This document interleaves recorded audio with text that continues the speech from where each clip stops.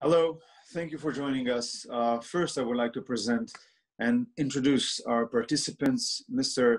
Eric Fingerhut, President of and CEO of the Jewish Federations of North America. Hello. And Rabbi Warren Goldstein, Chief Rabbi of South Africa, and Mark Eisenberg, President of Alliance and Kaalita Organization. Hello, thank you for being with us. Wonderful to be with you. Thank you for having us. Okay, the panel. I see that I have two rabbis here. It's an honor. My father was rabbi also. So we are near. So you have the right yichus. Thank you. It's an honor to be on such an illustrious panel of such important Jewish leaders, to be in presence of Eric and of Mark and of you, and thank you for this opportunity. So our panel will discuss the question, how are Jewish communities dealing with the COVID-19 pandemic around the world? And I would like to begin with a few words from each one of you to describe for us in Israel, how are these days in your communities? Eric, please, you can begin. Thank you very much. And again, an honor to be with you. I think it is almost impossible to find the right words that describe the serious challenges that this is presenting for the North American Jewish community, which is, of course, really one of the largest, most successful, best organized Jewish diaspora, in the history of the Jewish people, maybe since Babylonia or Spain in the Middle Ages. This has affected every one of our communities in every corner of the continent, and it runs the gamut of social challenges. Right, of course, health is the priority, and as we know, some parts of our Jewish communities have been particularly hard hit by the health challenge, both in terms of age groups. So, for example, our elderly in the nursing homes have, which cuts across all of our communities, have been deeply, deeply impacted.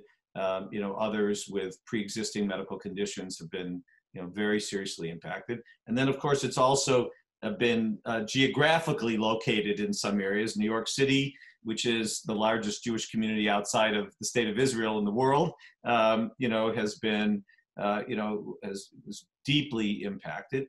And so you have the health challenge. You have the economic challenge, which is, our entire, economy shut down, and now almost for 3 months. And what that means is that, that our families are suffering. Unemployment, the last number here was 25%, the largest since the Great Depression, which means you're talking about 1 out of every 5 families, even though they may have some federal unemployment income, are being deeply challenged. These are the moments when you realize how interconnected we are, right? If somebody loses their job or their business has to close, and then they can't pay their, the dues to send their kids to their synagogue dues or their preschool, payments, and then that shuts down, and then somebody else who works there is challenged with their day school payments, and then somebody else, and then they can't send their kids, the camps are closed. So there's the financial distress, which is very serious. And then there's the social dislocation, right? We're a communal people, right? We pray as a community, we celebrate as a community, we mourn as a community. Everything about our communal structures is meant to be together. And in fact, we've now been isolated from each other. And as much as I love meeting you all on Zoom, I have to say that it's not the same as being together in person. And so all of that combined makes this, I really think, the most serious challenge we've faced as a North American Jewish community. Maybe since even World War II. And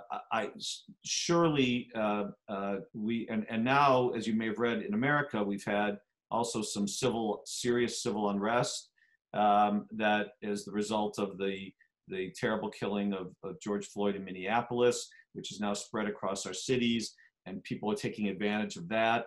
That those peaceful protests, appropriate protests, to riot and damage, and that's affected Jewish communities. So it's a very challenging time. I'll stop but I do want to just end with the slight positive to say, in the midst of this, I could not be more proud and moved, really, the fact that 146 Jewish community federations are organized and are there. New York used to have an expression, we were there on 9/11 because we were there on 9/10.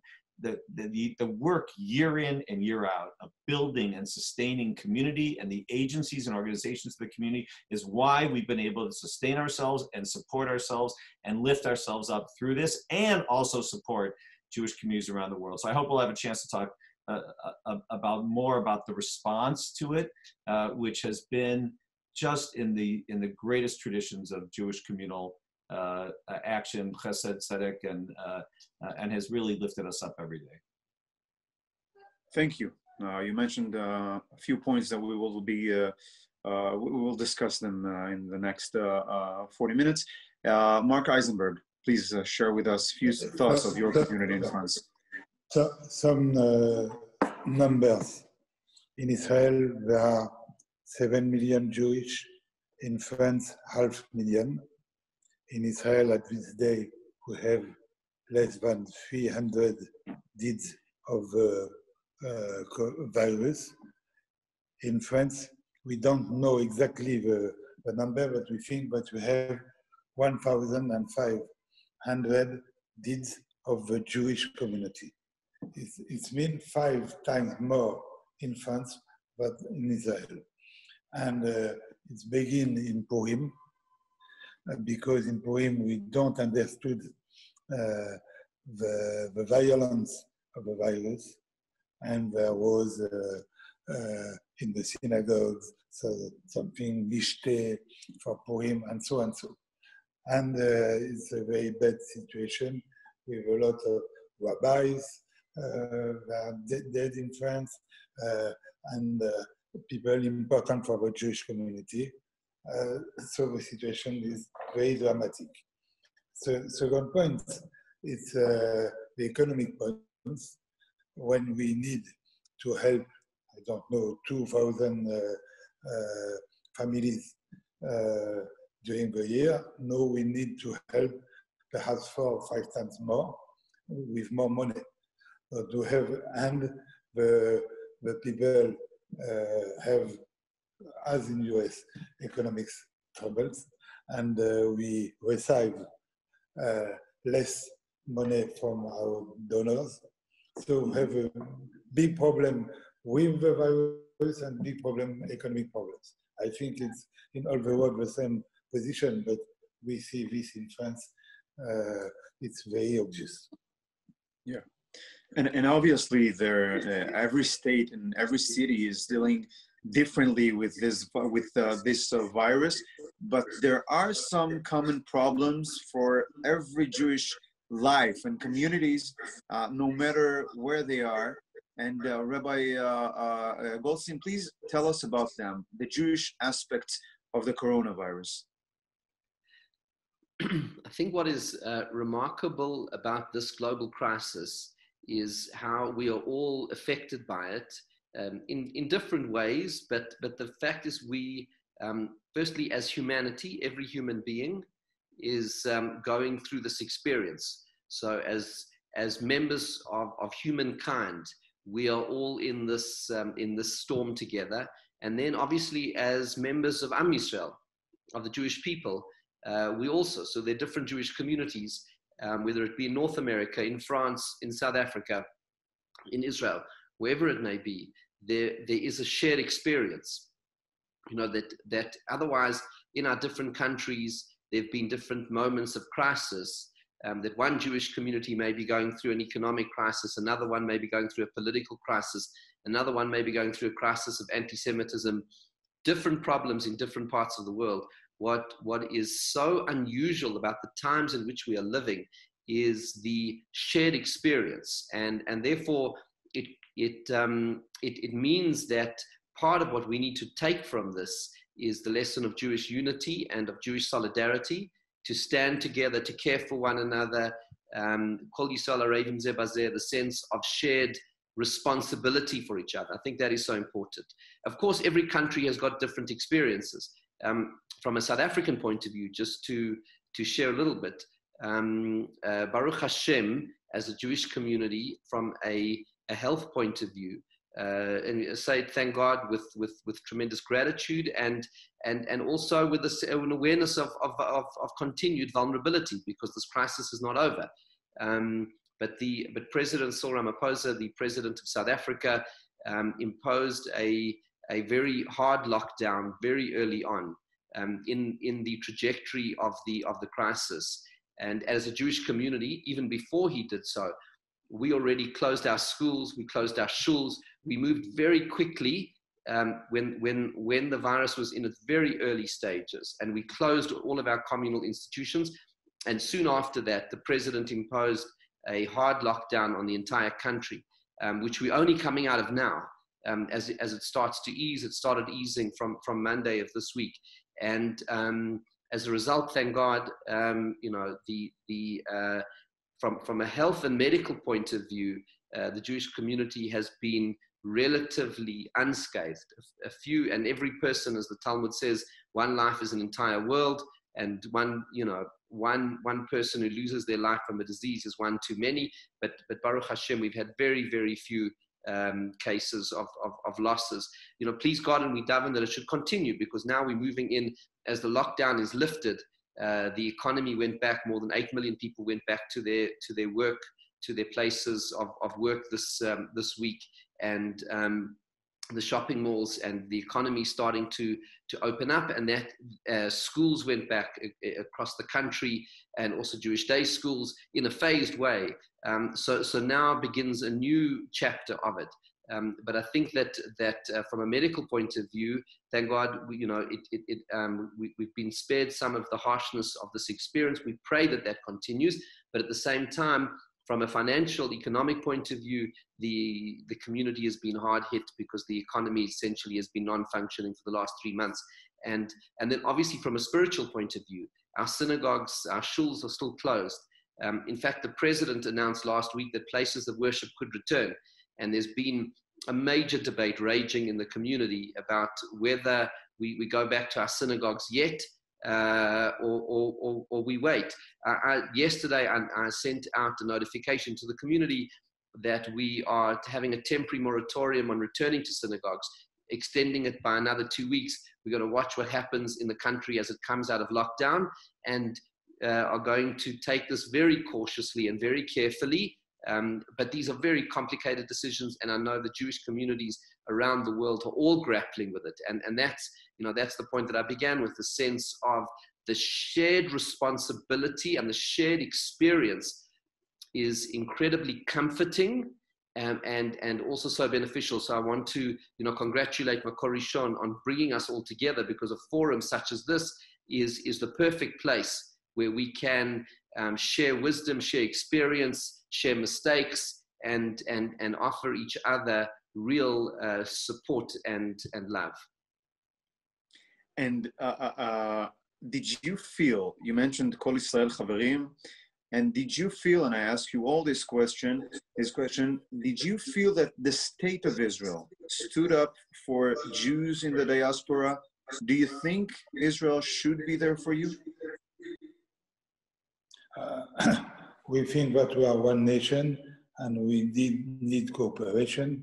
During 50 years, diaspora helped Israel, and now perhaps it's the time of the opposite, and we need State of Israel to help us. I want to come back on one word. You spoke about anti-Semitism. In France, it's a big problem, and when we have difficulty to find the number, exactly the number of deaths of the Jewish community, we ask Chevra Kadisha, what do you think, what do you know? And it was difficult to have answers. And I understood at the end of the day why. Because they say if you communicate a low number, people say, before the virus, Jewish Israel are the king of the world, you are in league with Bill Gates and something like this. And if you give now a big number, a high number, people say we don't want to live near Jewish because they are dangerous. There is no good solution. And at this time, problem of anti-Semitism is a big problem in France. More than yesterday, it was here. But of course, we need the help of Israel. We need to be linked. And there is a lot of French Jews, they want to do Aliyah now because they think that health situation is better in Israel. But also, I decide at the end of my life, perhaps I will be in Israel. Perhaps at the end of my life, I don't know where is it. Perhaps it's now I need to go. And we have also the problem of all the families, a part is in Israel, a part in France, they can be together. And they say, it's stupid, we need to be together in Israel. So I think there is a possibility of high Aliyah. And of course, we need the help of Israel. Eric? Yeah, so I'd say a couple things. First of all, as I think Chief Rabbi Goldstein said correctly, this is really an unusual crisis in that it is affecting Am Yisrael, all of us together, maybe in slightly different ways, but everyone has been affected simultaneously. So I really see this as less one of those moments where diaspora helps Israel or even return Israel helps the diaspora, but how do we collectively identify the needs of all of our people and direct the resources appropriately to where they're needed. And I believe we've been doing that. But I do want to say, because I've heard this question a couple times, you know, is this a moment when Israel, the state of Israel, should be helping the diaspora after all the years of the diaspora helping the state of Israel? And are they living up to that to that moment? And I want to say that my answer is yes, completely. I don't think there's been a week that has gone by when I haven't gotten a call or a Zoom from a government ministry or a leader, you know, in the NGO world, from of course, our close partners at the Sachnut, at the Jewish Agency, or at the JDC, or any of the Israel Trauma Coalition, any of the many organizations we work with, governmental and non-governmental, that have called and said, how can we help? What can we do? You know, former shlichim who've been to our communities who are back in Israel calling, what can we do? So we have felt— What did you answer? So the answer was sometimes there were very specific things that could be done. We have received help and advice on medical issues. We've received help and advice on you know, Israel's been a little bit ahead of us in terms of first closing and then reopening. So there's been a lot of that kind of conversation. There have also been important efforts to just connect to each other. We did a global Yom HaAtzmaut, you know, celebration, for example, that President Rivlin participated in, and the Jewish Agency helped us, you know, collect videos, and you know, and Shira Haas, the wonderful movie star from Tel Aviv, you know, her apartment greeted the world. So there's been so many of those collective efforts, and I want to say this, you know, back to my pride about the fact that here in North America, our Jewish communities, as organized by our federations, have not only taken care of their own communities, but they have supported you know, global efforts. So the Sachnut helped create a nonprofit loan fund in Israel that was modeled on something we did here in America through grant programs to our nonprofits, and our federation system helped contribute financially. They created a loan fund for distressed communities in Europe, and our federation system contributed financially, even in the middle of this crisis. The government of Israel created a fund together with the JDC, again, to help nonprofits through grants. And we also, our federation system contributed, you know, to that. There's been extra funds for the senior housing that we helped build in Israel, Amigor, through the Jewish Agency. So even it's really gone, you know, as Chief Rabbi said, it's really gone both ways.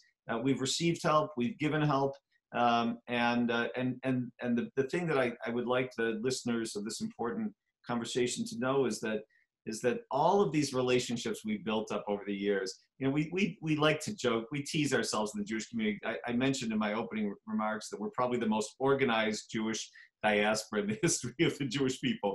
You know, we have an alphabet soup of organizations.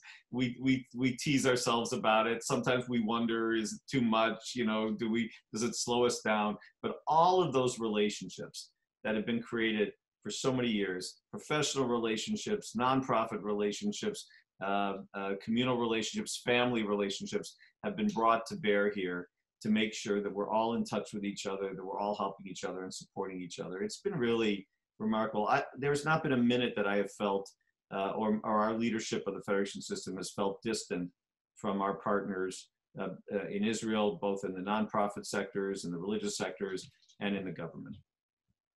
I want to go back to the anti-Semitism that Mark mentioned before. How bad is it in America, Eric? So I'm so sad to have to answer this question in an honest way. I wish I could, you know, I wish I could be as optimistic as I like to be in most of my life. But first, I'd like to remind you that before the pandemic hit, number one issue we were facing in America was the very real rise of anti-Semitism that was actually manifesting in very specific security threats, not just, you know, online language or vandalism. You'll recall, of course, that October, you know, I'm relatively new in this role. I began work in the beginning of September. October 27th was the first anniversary of the Pittsburgh Tree of Life attacks, which of course is the worst anti-Semitic attack in the history of the United States. So we're just slightly over a year, not even a year and a half, with that in the rearview mirror. In December, we had the attack on a kosher supermarket in New Jersey, which killed many. At Hanukkah, we had the attack in Monsey, New York, of Jews celebrating Hanukkah together.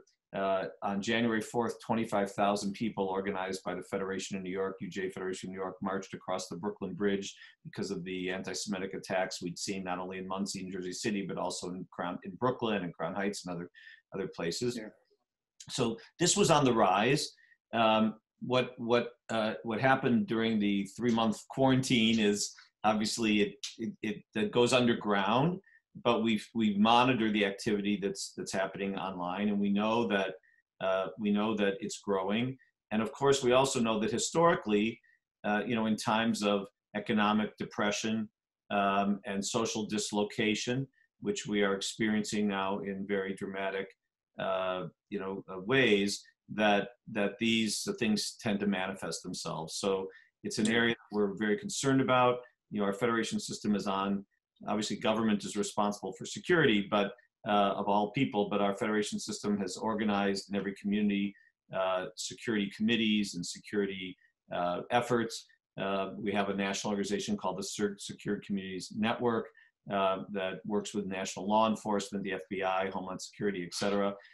And we are expecting to need to be to need to have increased efforts and, frankly, increased funding.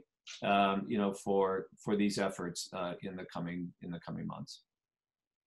Rabbi Goldstein, do you also feel the rise of anti-Semitism in South Africa?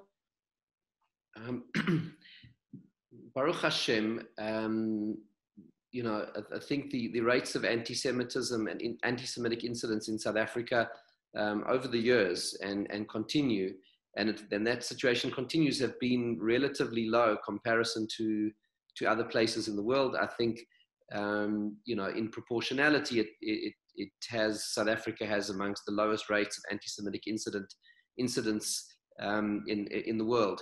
Baruch Hashem, you know, say that with gratitude and humility.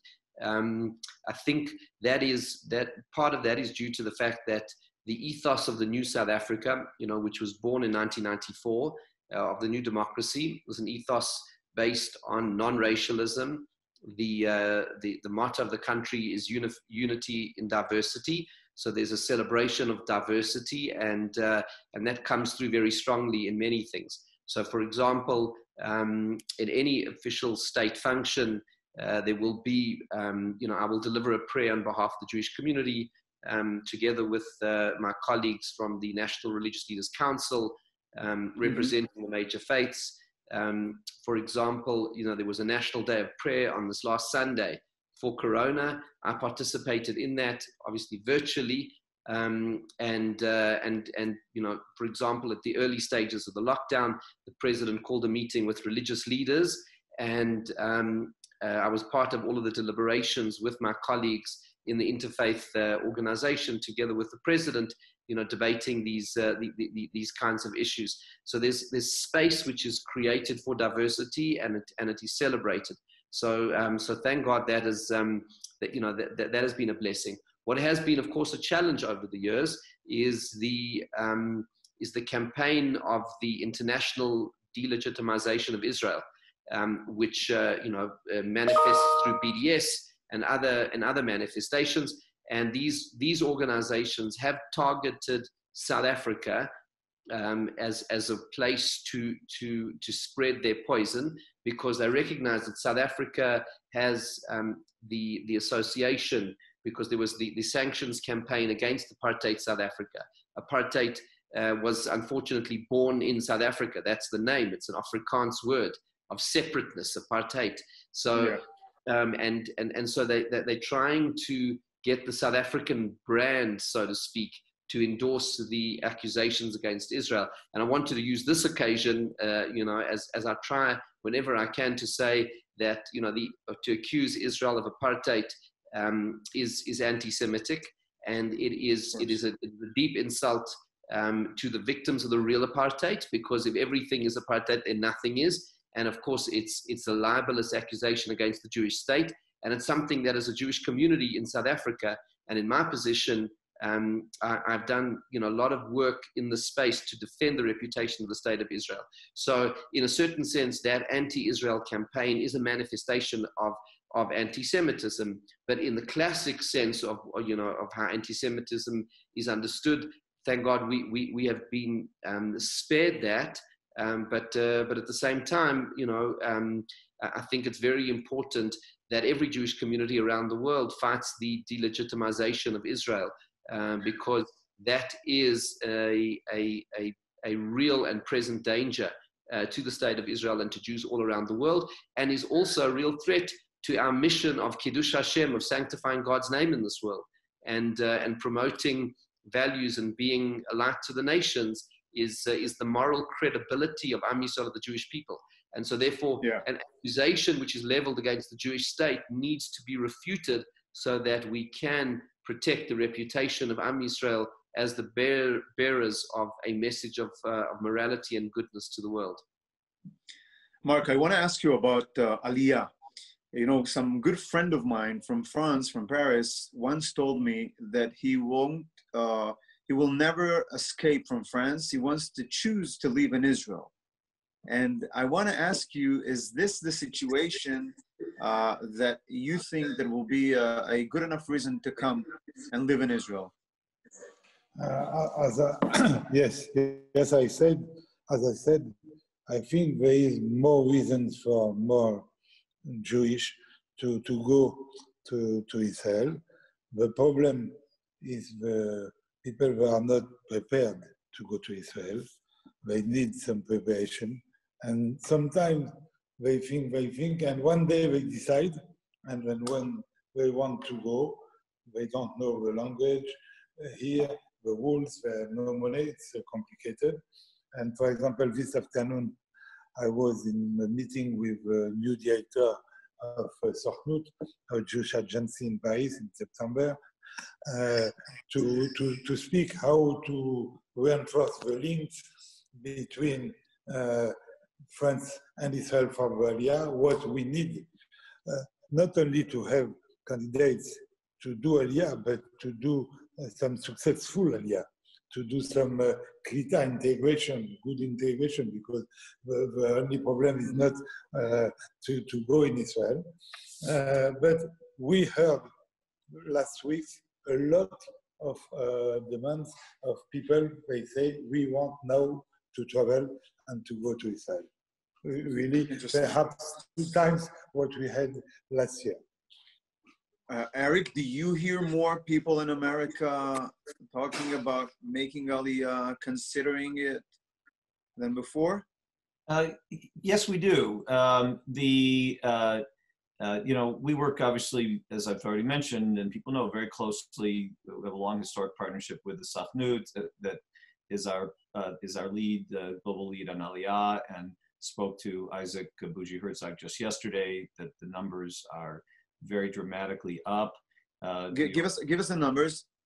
You know, I'll give you one number. Of course, the numbers that are up are inquiries. You know, people. This is still early.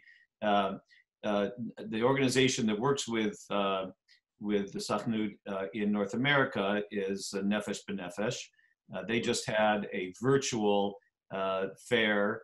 Every year they have in-person, interest fairs for people to come to explore Aliyah.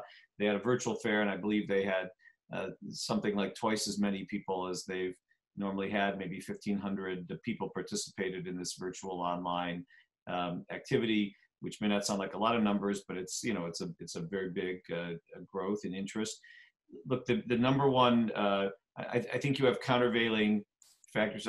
People aren't thinking of Aliyah more because of anti-Semitism or these other issues we've spoken about in America. Maybe small numbers, but I think there's a real sense now of people's livelihoods have been disrupted economically, and Israel is a dynamic, growing entrepreneurial place, and I think that maybe in the same way that people have thought of part of the escape to Israel was for personal and political freedom, but also economic freedom from countries in the past, that it may be seen as an area of economic opportunity. Another area that we're watching and we're trying to help organize is, so many of our young people coming out of college are going to find a difficult job market, probably the most difficult job market for college graduates, in decades. And many have had study abroad programs disrupted. They've had internships disrupted. And so, working again, our partners at the sisterhood in Masa, which is the umbrella for so many of these study abroad and internship programs, Onward Israel, another program, we're working to really get the word out aggressively that this might be a time. Hey, I've got a high school senior sitting upstairs right now in this house that was planning to be in Israel on spring semester and had to come home. Doesn't know what's going to happen with freshman year in college, and are there opportunities there? The government just made an important decision about opening up for people who have Masa visas, who already were there studying and had to go home to come back. As soon as the international travel can open, I think there's opportunities for us to help young people explore the opportunities to learn and study and work in Israel, and that can then in turn to help them envision Aliyah as part of their future. Great. I would like to ask 3 of you, what is the most important thing that you want the people in Israel to know about the diaspora, to feel about the diaspora, and to I don't know how to say it, but maybe to create some communication that we don't really have right now, or it's not strong enough. What do you want to change? Rabbi Goldstein, please. Yeah, it's a great question and a very important one to address. I would say the starting position is to see us all as members of Am Yisrael, as the Jewish people. That whether a Jew lives in Israel or whatever part of the world, we're all part of Am Yisrael. And that sense of brotherhood and sisterhood is something which is so powerful. It's something that, for example, I've experienced firsthand with the Shabbat project in Israel. Is known as the Shabbat Olamit, and there's that real sense of beautiful. Let me add, beautiful project. Thank you so much. And what I've seen firsthand from that is that there's been this real sense of joy that Jews have in connecting with each other across language barriers, across cultural barriers, across geographic borders, and to have that real sense we are truly one family.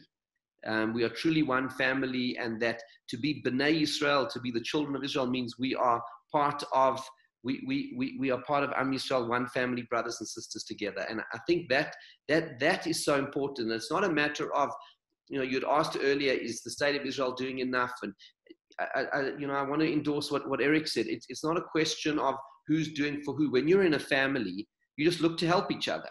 We're not like watching and counting. Are you doing more for me? Am I doing more for you? We're brothers and sisters, and if we can help, we must help.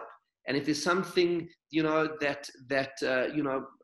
community here in South Africa can do to help Israel, or a community in America, we've got a lot of experience in terms of security and crime fighting, which we've done some amazing things in our community. We'd love to share that, and I'm sure there are incredible experiences that other communities have, and we want to share. We all need to share and have that sense of sharing and connection that is like real family members. And when you're part of a family, you're not counting favors, who's doing what for who. You just say, listen, we're all in this together. We all want to help each other, and then to really celebrate what holds us together as a family, and that is our values. Because we may we've got all the different histories and different and really actually even different colors and races as the Jewish people. But what holds us together is our values. And to me, like, for example, Shabbat is a value that holds Am Yisrael together. It holds us all together because it's always been there with us. It's been our partner through history.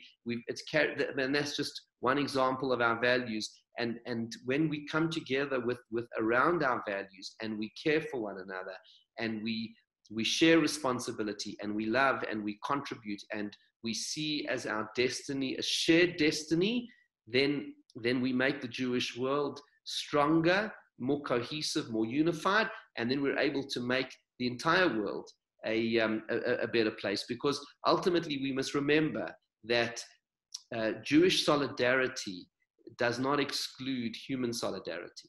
We care and love one another as Jews, and we care and love every human being in this world.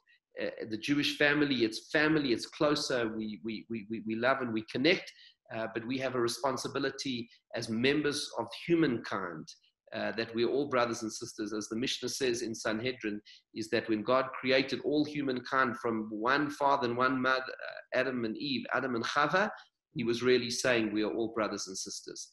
And so that is something which is fundamental. And I think when we start to have that sense of all being in this together, then as Am Yisrael, this time is a time of terrible crisis.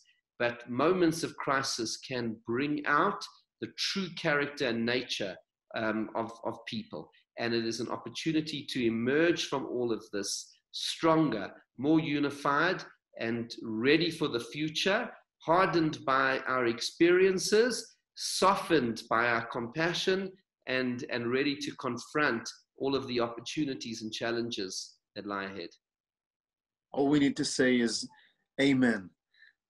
Mark, same question. Mark Eisenberg? Yes. When you want to help some people, you need to know him, to know his needs. And first, in Israel, politics don't understand anything to France. They don't know. And they don't travel to France, they don't understand France. First, they need to understand, to have good information, to spend time for the third Jewish community in the world. Second times, we spoke about Aliyah. You have good reasons or bad reasons to do the Aliyah. Bad reasons, I am afraid in France, in our country from anti-Semitism. And so it's the reason I go to Israel. The good reason is ideological reasons. It means I understood that we are a nation, I am a member of a Jewish nation, and I want to be in the country of a Jewish nation in Israel.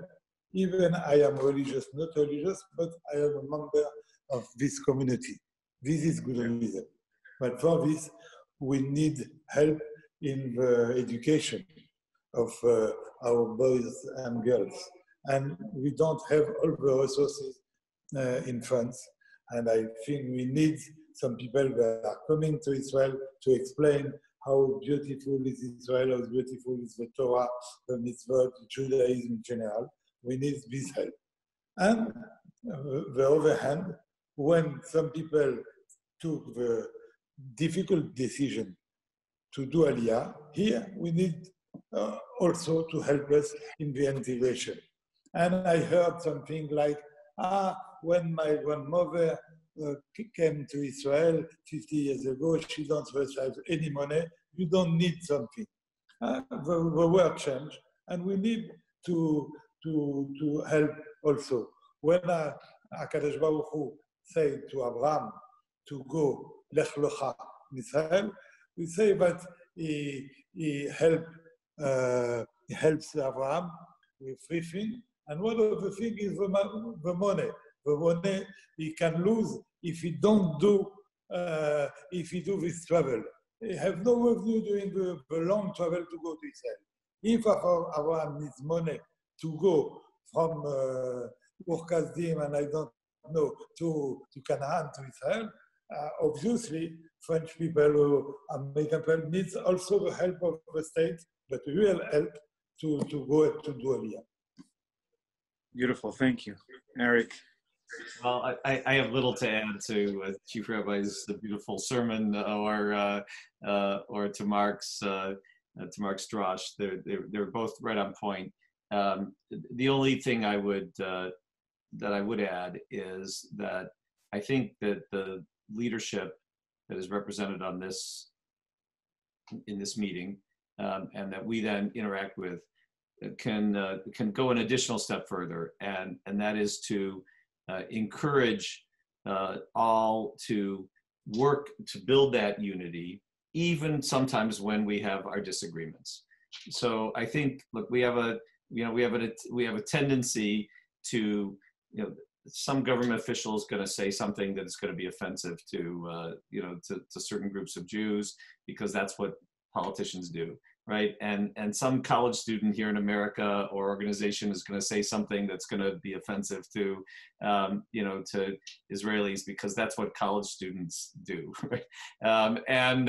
And when those moments happen, the question is, do we inflate them? Do we give them all the oxygen and act like that is representative of who we are, or do we do the opposite, right? Do we be clear that that is not representative of who we are? Respond as we have to, but to not allow the divisive voices to be given more prominence than they deserve, because overwhelmingly, what the Chief Rabbi called for is true. We are unified. We are one people. We are here in America, even in the middle of this crisis. We are fighting BDS and the delegitimization of Israel. Just this week, with the riots in the country, we've seen efforts to try to tie this civil unrest to slanderous accusations against Israel. So, and we are overwhelmingly fighting those fights together, locked arms with everyone in the world. So let us lift up the collective.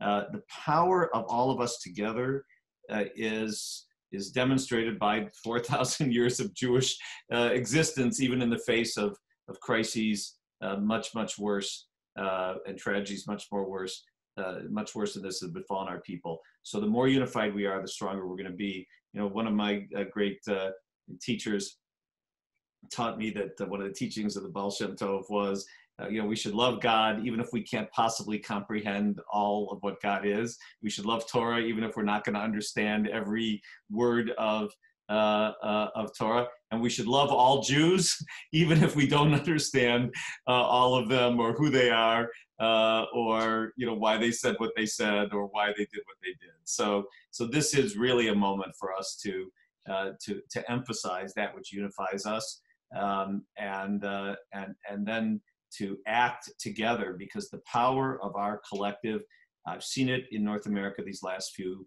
months. What we did in every community and nationally, to move our government and to move foundations and move funding into our Jewish communal sectors, and then what we did collectively globally is truly a miracle. It's truly a blessing, and so that's what we need to focus on what we can accomplish together, what we have historically accomplished together, and what we will. And we have disagreements. There's politics. You've got a new government in Israel. They're going to debate things. We're going to have an election in America. You may have heard coming up this November. It's going to be contentious. We're going to be on both sides of the issues. We're going to disagree. If there's a new government, it might say some things that are going to be different than what we're used to hearing the last. All of these things are going to happen. Absolutely. And will we be able to rise above them even as we have, those occasional moments? I want to thank you all for these beautiful, important words, Mr. Eric Fingerhut and Rabbi Warren Goldstein and Mr. Mark Eisenberg. Thank you very much. And let's hope to have the same discussion, L'shana ba'a b'Yerushalayim habnuya ve'habri'a, the healthy and safe Jerusalem. Thank you very much. Amen, amen. Thank you so much.